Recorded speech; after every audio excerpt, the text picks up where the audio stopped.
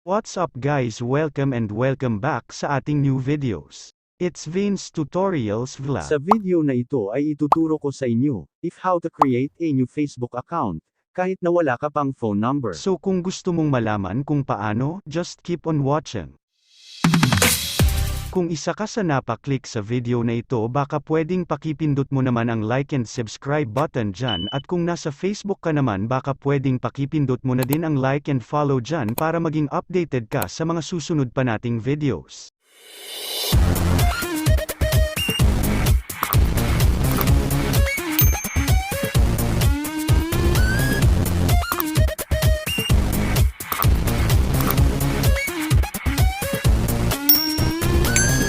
So ang una nyo lang gagawin ay pumunta sa inyong Facebook app.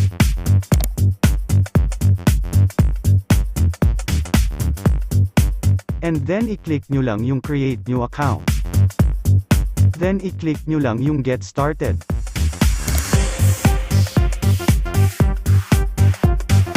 And then ilagay nyo lang yung inyong first name.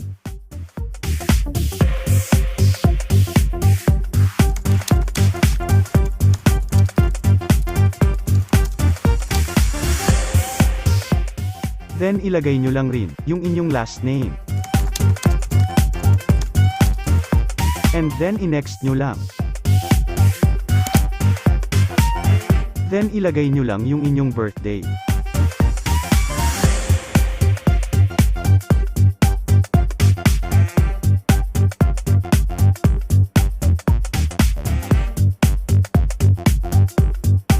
And then pag okay na ay i-click nyo lang yung set.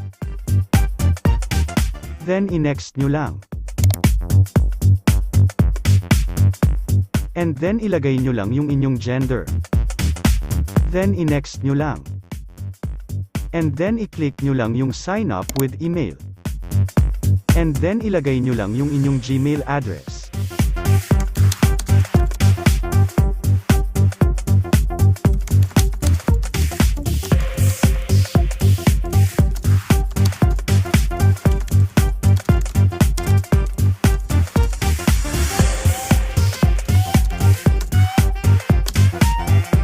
And then i-next nyo lang ulit.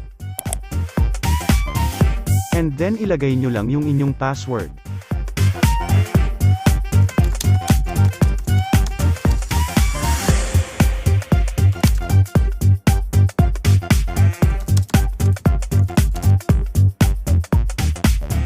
I-make sure nyo lang guys kung tama yung password na nilagay nyo.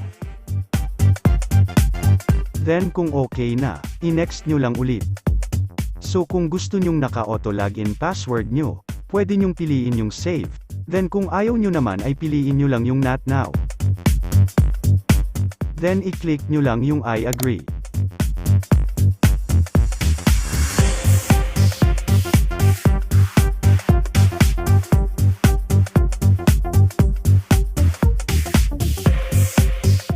Then i-back nyo lang muna, and then pumunta lang kayo sa inyong Gmail account. Then kunin nyo lang yung code na nag-email sa inyo. So kunin nyo lang yung code, then bumalik lang kayo.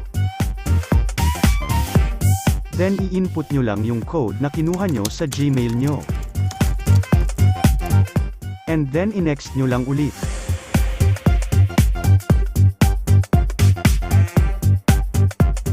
Then i-click nyo lang yung get started. Then i-click nyo lang yung camera sign, then mag-upload lang kayo ng profile picture nyo.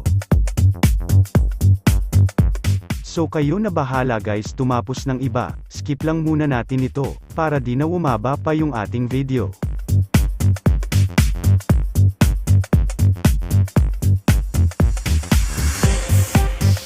So pagkatapos nyo guys, i-click nyo lang yung view your profile.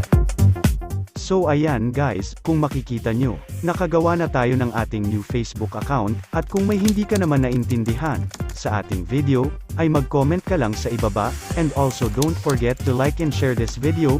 Maraming salamat sa iyong panunood.